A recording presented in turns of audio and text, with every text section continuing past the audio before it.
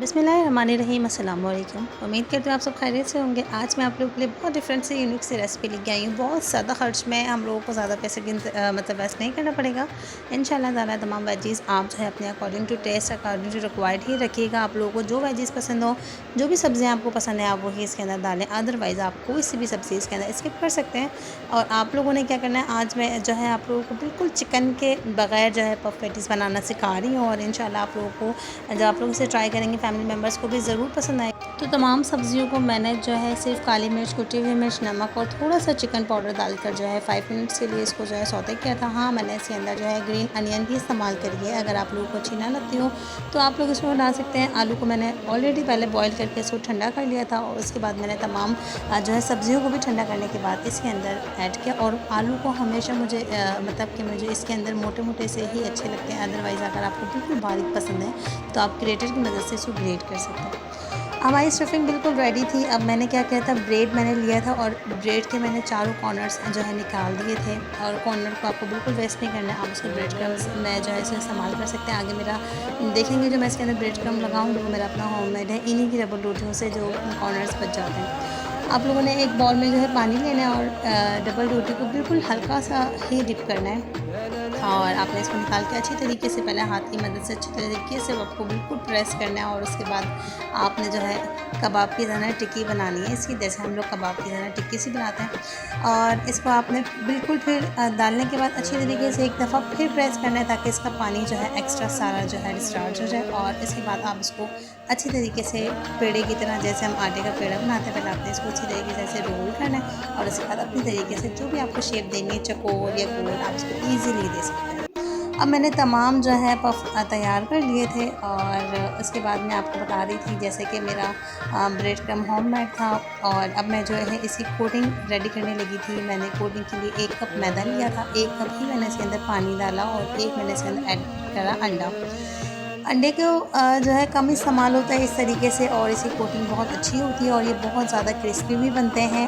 क्योंकि जो है महंगाई के इस जदीद दौर में कि मैं इसको यही कह सकती हूँ, क्योंकि इतना महंगाई का दौर है तो बहुत सारे लोग इतने सारे अंडों को अफोर्ड नहीं कर सकते हैं। क्योंकि इस तरह की कोई भी टिक्की अगर आप बनाने लगेंगे तो जो है वो अंडे का इस्तेमाल बहुत ज़्यादा उसके अंदर हो जाता है। अब आप इसकी लेयर इस तरीके से चेक कर सकते हैं कि कोई भी चम्मच लिया या छुरी ली, क्योंकि मेरे पास करीब में जो भी होता है मैं फ़ौरन उठा कर उसे इस्तेमाल करने लगती हूँ कि जी भाई वीडियो तो हम अपने शौक़ से बना रहे हैं ना, तो बस अब आपने क्या करना है, आप चम्मच ले लें या कुछ भी ले लें, इसकी लेयर्स ऐसे चेक करनी है कि एक दफ़ा हटाएँ तो थोड़ी थिन सी वो हो, थिक सी हो, थोड़ी थिन ना हो ज़्यादा। बस अब आपने एक एक करके जो है इसके अंदर कोटिंग करनी है। पहले आपको जो है मैदे वाले बैटर में कोट करना है और फिर आपने जो है ब्रेड क्रम्ब में लगाना है। मैं एक हाथ क्योंकि गीला कर चुकी थी, दूसरा हाथ सोचा था बाद में ही एक साथ ब्रेड क्रम्ब लगाऊंगी, क्योंकि इस तरीके से जो है ये होता है कि आपका ब्रेड क्रम्ब जो है ख़राब नहीं होता है और फिर जो है वो गीला गीला सा हाथ भी आपका जो है ना वो गंदा सा नहीं होता है। तो हमेशा कोशिश करें काम को सफाई के साथ और अच्छी तरीके से जल्दी करने की, क्योंकि जो है जो फुर्तीले लोग होते हैं ना, जल्दी जल्दी से सारा काम करने वाले, वो लोग,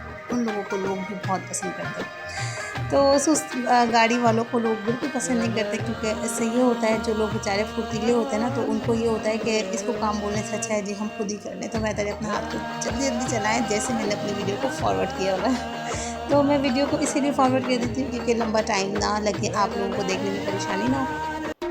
अब मैंने आप लोगों को 2 चीज़ें इसमें बता दी कि आपने जो है मीडियम टू लो फ्लेम पर इसको कुक नहीं करना है, मीडियम टू हाई फ्लेम पर इसको कुक करना है, क्योंकि अंदर की स्टफिंग बिल्कुल रेडी है इसकी। और जो है इतने क्रिस्पी, इतने क्रंची बने थे, इतने मज़ेदार बने थे।